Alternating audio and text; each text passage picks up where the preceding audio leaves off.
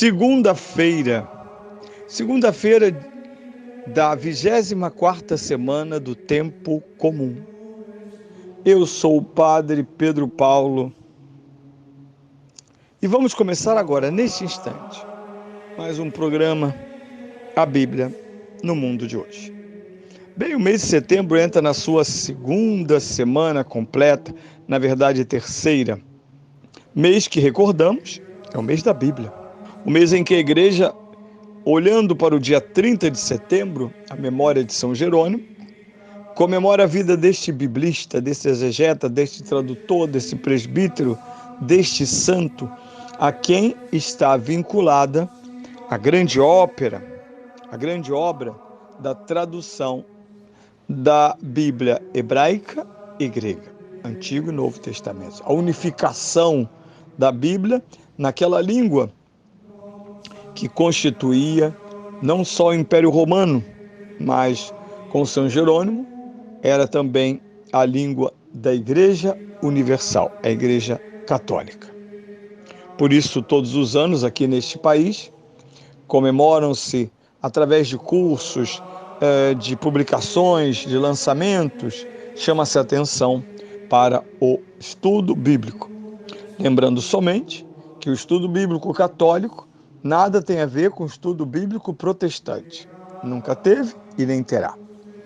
Não é qualquer um abrindo a Bíblia que ensina a Bíblia segundo a verdade da igreja.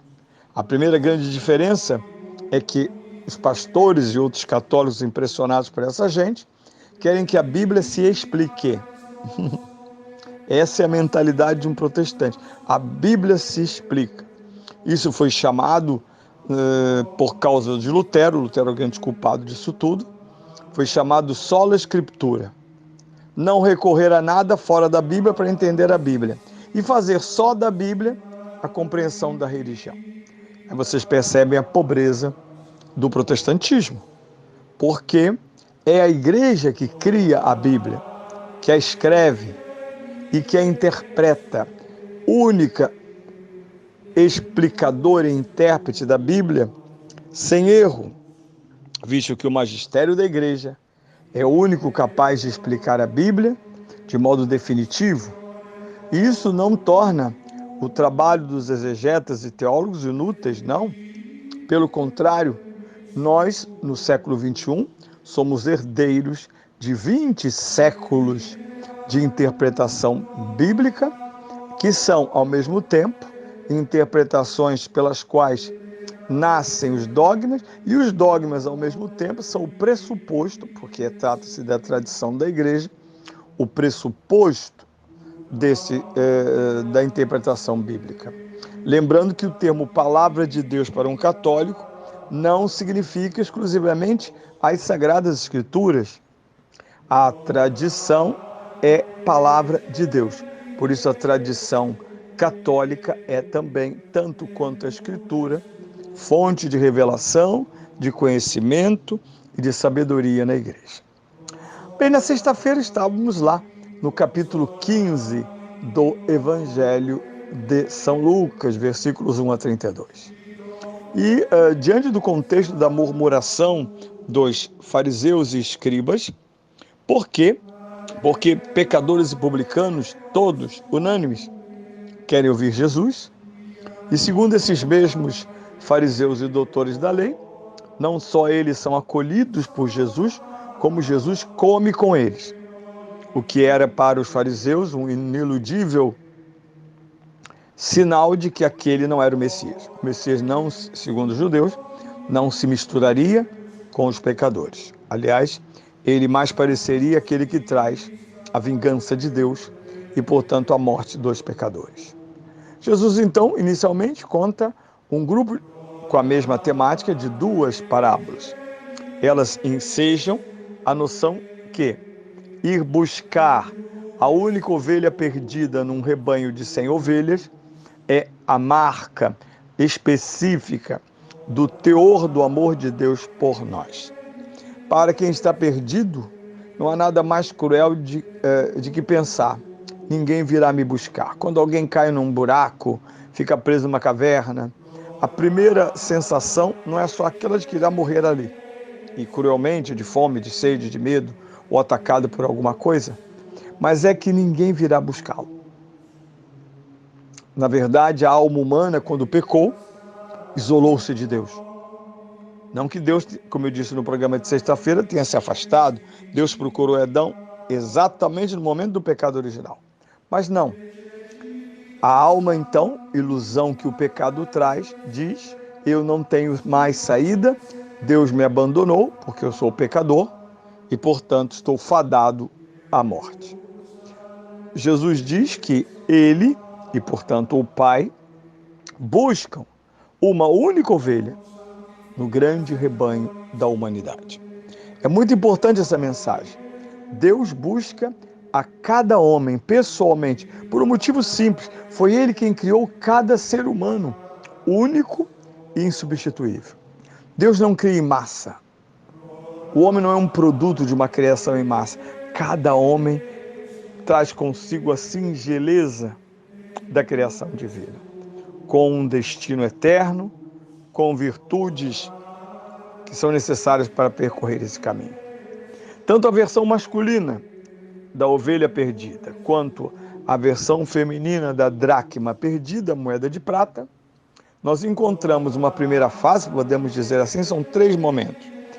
Constatar a perda, mobilizar-se para a busca. O homem no primeiro grupo de parábola, ele, primeira coisa, coloca ao seguro suas 99 ovelhas. A mulher o que faz? Acende a lâmpada e varre a casa.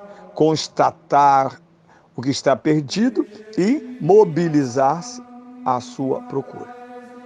E conclui-se tudo com a alegria de ter encontrado a ovelha perdida e a dracma. E, mais bonito ainda, festejar. Eu, quando era pequena, achava engraçado, a pessoa encontra uma moeda e faz uma festa. Quer dizer, era melhor não ter encontrado a moeda, né? Mas não é isso, não é o gasto da festa. É o fato que encontrar o que estava perdido exige festa. A angústia e a apreensão de ter perdido torna-se alegria e gozo ao ter encontrado. Esse é o primeiro grupo de parábolas e, obviamente, colocam-nos dentro delas tanto a versão masculina quanto a feminina, colocam-nos neste quadro de busca de Deus a nosso respeito. Depois, Jesus conta a famosíssima parábola do filho pródigo.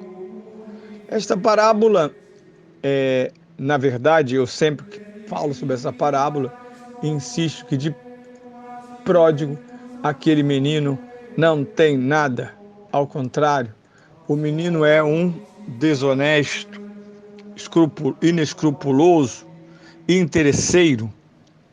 O foco da parábola não está nos filhos, o que se perde e o que permanece em casa.